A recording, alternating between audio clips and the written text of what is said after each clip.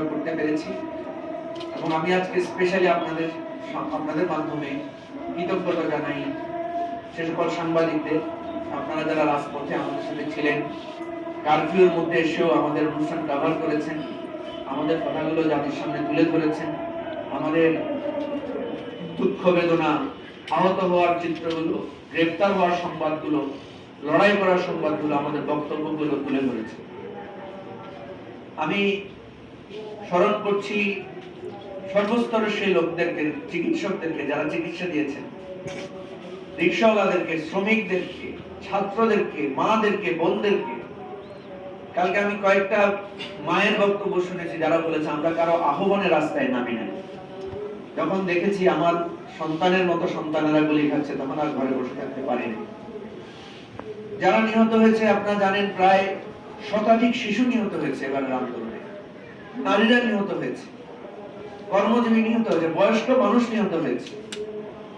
তো এবারের এই সংগ্রাম আরেকটি অধ্যায় আমাদের সামনে তুলে ধরেছে। আমরা এই আইনজীবীদের প্রতি শ্রদ্ধা জানাই যারা আইন অঙ্গনে লড়াই করেছেন, স্পেশালি সর্বস্তরের ছাত্রদের, আলেম ওলামাদের প্রতি শ্রদ্ধা জানাই যারা জীবন বাজি রেখে রাজপথে নেমে এসেছিলেন, সামরিক বাহিনীর অবসরপ্রাপ্ত কর্মকর্তা যারা নিয়ম নীতি ভঙ্গ করে, যারা ইউএসএস গুলোতে ছাত্রদের সমর্থনে আন্দোলন করেছিলেন এবং এই আন্দোলনের সমর্থন দিয়ে দেশের আইন শৃঙ্খলাকারী রক্ষাকারী বাহিনীকে অনুরোধ করেছিলেন যে আর যাতে কারো বুকে গুলি চালানো। আমাদের প্রবাসী ভাই বোনেরা আপনারা জানেন যে রেমিটেন্স বন্ধ করে দিয়ে তারা প্রতিবাদ জানিয়েছেন। ইভেন দুবাইতে আপনারা জানেন কিছু লোকেরা সেখানে প্রতিবাদ করতে গিয়ে তারা কারারুদ্ধ হয়েছেন, শাস্তির সম্মুখীন হয়েছেন। এখনো 27 জন প্রবাসী আমাদের ভাইয়েরা এখনো জেলে আছেন। তো এই ইতিহাস বলে শেষ করা যাবে না।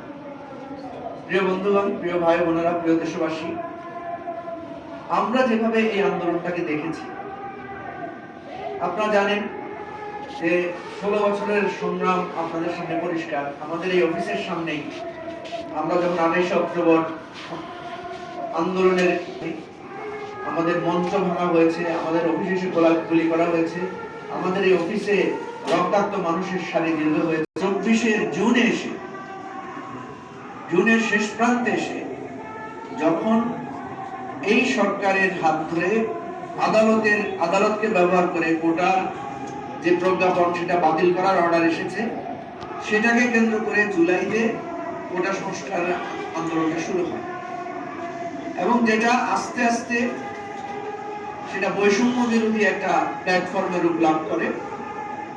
মূলত আমরা যদিও বলি 36 দিনের আন্দোলন, কিন্তু মূলত আন্দোলনটা দানা বাঁধে কিন্তু 14 জুলাই থেকে। আপনাদের মনে থাকার কথা, 14 জুলাইতে শেখ হাসিনা চায়না থেকে ফিরে এসে উনি যখন একটা উস্কানিমূলক বক্তব্য দেন এবং ছাত্রদেরকে যখন অপমান অপদস্থ করেন এবং তাদেরকে বিভিন্ন ট্যাগিং করেন, তারই প্রেক্ষিতে 14 জুলাই ঢাকা বিশ্ববিদ্যালয়ের ছাত্র ছাত্রীরা রাতের বেলায় হল থেকে বেরিয়ে আসে।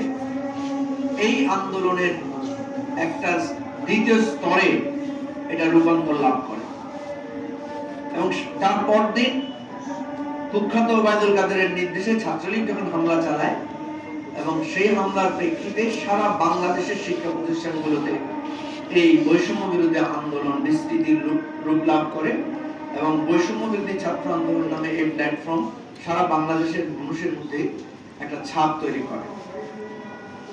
এরপর আমরা দেখি যে পুলিশি নির্যাতন, গুলি করে আবু সাঈদকে হত্যা করা, মুগ্ধর মতো একজন তরুণকে মৃত্যুবরণ করতে, শহীদ হতে আমরা যখন দেখি ছাত্রীদের উপরে নির্যাতন হচ্ছে, আমরা যখন দেখি সারা বাংলাদেশে ছাত্রদের উপরে নির্যাতনটা নৃশংসতার রূপ লাভ করে, তখন এটা বিভিন্নভাবে সারা বাংলাদেশের মানুষের মধ্যে ছড়ায়। প্রথম দিকে আমার মনে আছে এবি পার্টি 4 জুলাই প্রথম একটা সংবাদ সম্মেলনের মাধ্যমে এই কোটা সংস্কার এবং বৈষম্য বিরোধী আন্দোলনকে আমরা দলীয় ব্যানার থেকে আমরা এটাকে সাপোর্ট দিই।